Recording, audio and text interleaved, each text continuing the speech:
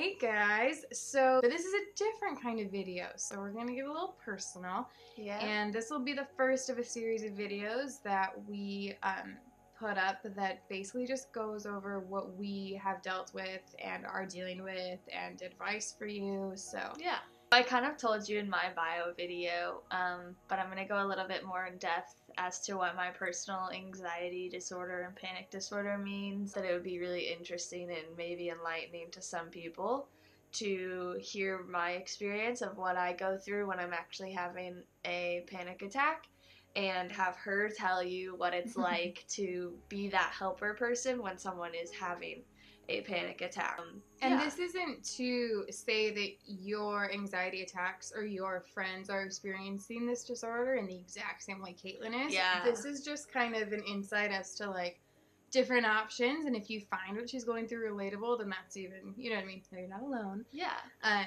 But there's so many different ways to help people, so hopefully this will be able to shed some light on strategies you can use and gain a little bit of empathy towards people that are going through stuff like that. Yeah. And we were realizing and discussing that a lot of people, know how to deal with like a medical emergency in terms of, someone needs stitches or someone, has a bad cut, bad fall, whatever. Arm, whatever. Yeah, but a lot of people have anxiety, but not a lot of people know how to actually handle an attack. So this might be, informative for you. Yeah, because it can be overwhelming if you don't know what's going on. Yeah, some of my triggers are like big life questions. If I'm in a kind of rough mental state and I start thinking about, existence, human nature, some of these really big topics, when I'm already in a little bit of an anxious or stressful state, can really set me off, and I start to overthink things and I kind of downward spiral.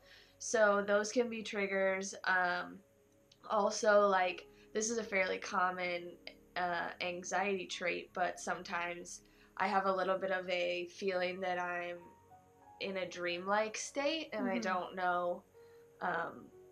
It's almost like there's a fog, and I have a little bit of a loss of reality, and that kind of sets me off too, because I want to be present. That's scary.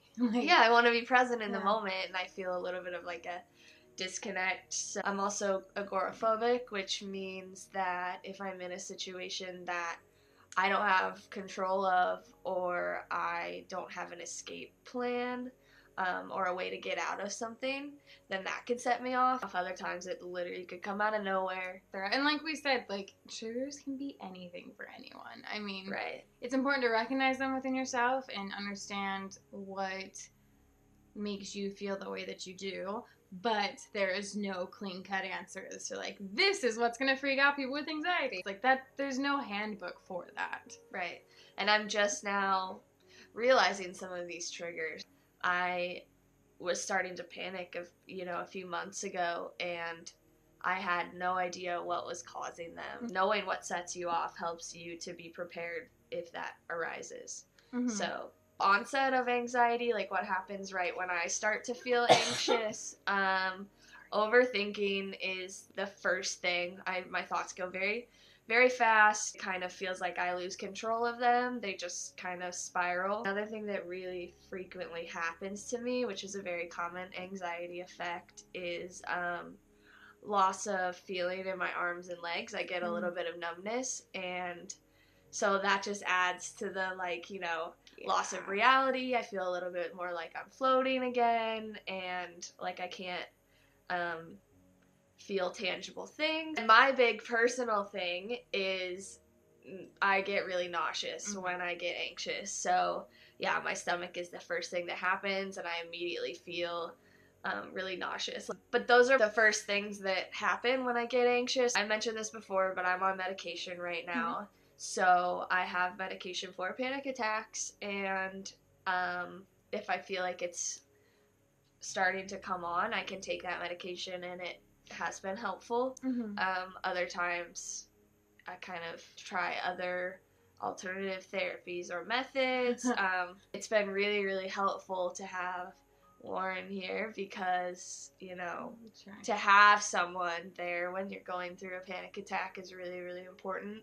And we thought it'd be interesting for her to kind of explain what it's like for her to be thrust into the position of being that helper and support for someone who is in a panic attack. Because, you know, that's just as important and overwhelming of a role in a lot of cases. Yeah, I mean, definitely the first couple of times that, like, she's had a panic attack that I wasn't necessarily prepared for, because it comes in different ways. Like, she will come into my room at, like, 2 a.m. and be like, hey, something's happening, and I'll be like, cool, put on that 70s show, we'll hang out here, like, we have that on lock. And then there will be other times when we'll literally just be hanging out on the couch watching TV or painting or something like that, and she'll just, like, run to the bathroom, and I'll always wait a couple of minutes. Then if it's for an extended period of time, then I'll be like, hey, go check on me. And, you know, whatever happens.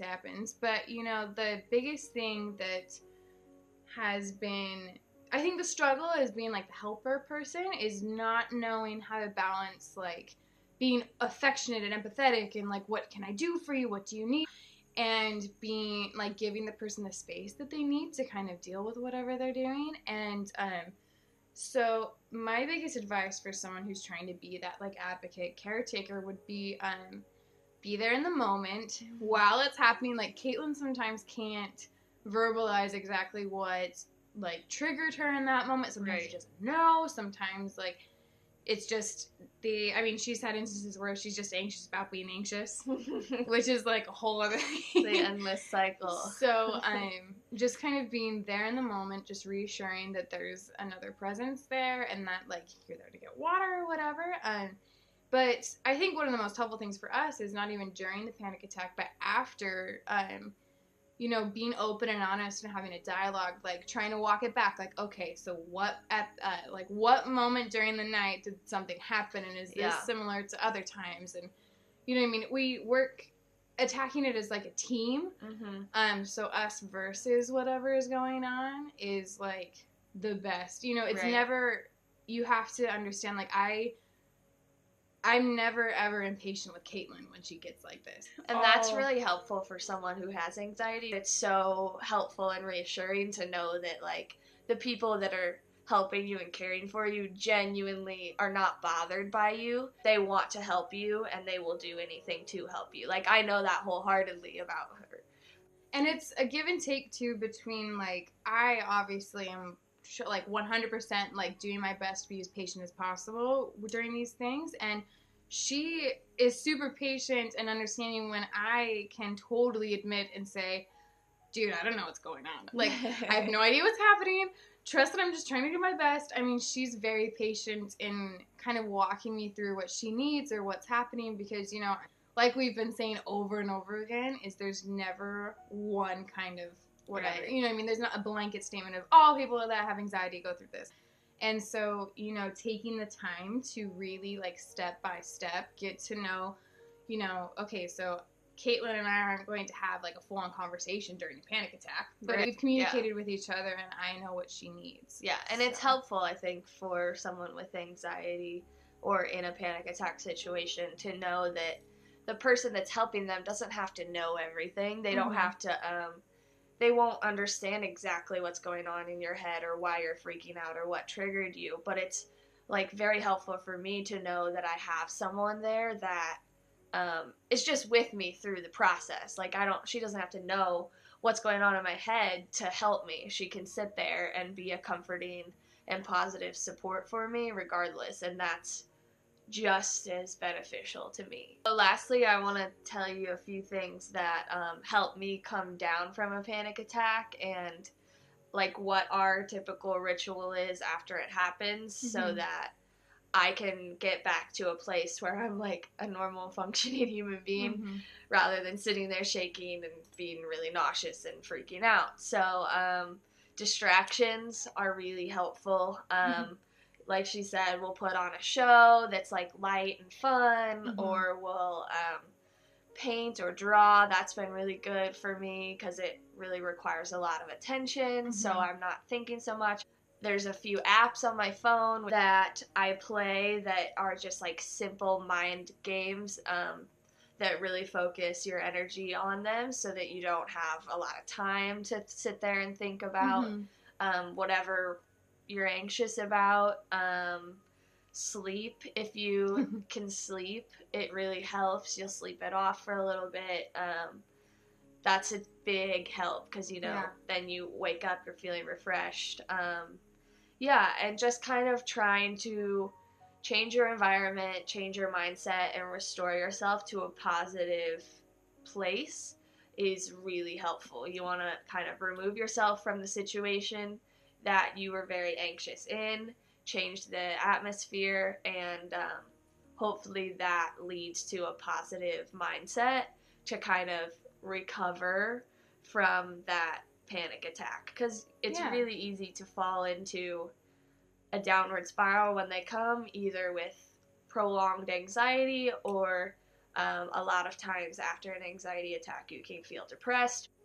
Enter into as positive a mindset and atmosphere as you can to allow that recovery process to begin. Exactly. It's not the end-all be-all, and it's not how you're going to be stuck forever. It's really good to have a few kind of mantras in your head. So when I go into a panic attack, there's a few things that I like say and repeat to myself, things that make me excited about life and excited about the moments that I'm not anxious. Having those like go-to thoughts in the back of your mind for when you do have a panic attack is very helpful, because then you don't have to go fishing in your mind through your thoughts, which can be scary during an anxiety attack. Just keep them in your back pocket. But you have a list of thoughts that are really encouraging and hopeful to you that can bring you back to a almost calm state. Those are some things that we go through during an anxiety or panic attack. It's different every time. I haven't had, every time I've had it, it's been unique. And I learned something about myself every time. We learn something about our friendship every time. We've definitely grown closer. And I just really want to make it known that it's so okay to ask for help for anxiety. Oh my gosh, yes. It's not, so many people have anxiety and don't even realize it or don't get help for it. And it's totally valid to get help for it, to look into your options and go on that journey, because it can be overwhelming to just be out in the world trying to live your life when you freak out about everything. Yeah, absolutely. And so I think everyone else that's watching that doesn't necessarily have something like this, I think be super open to learn, ready to go, proactive, even if it's at 2 a.m. And be accessible. Just let the people that you care about and know that you are there for them in any situation, regardless. I mean, I know that if I'm in a bind and if I'm freaking out about whatever I freak out about, I can call Caitlin whenever, wherever I am. As long as you're accessible and as long as you're willing to learn, we're solving problems every day. Yeah.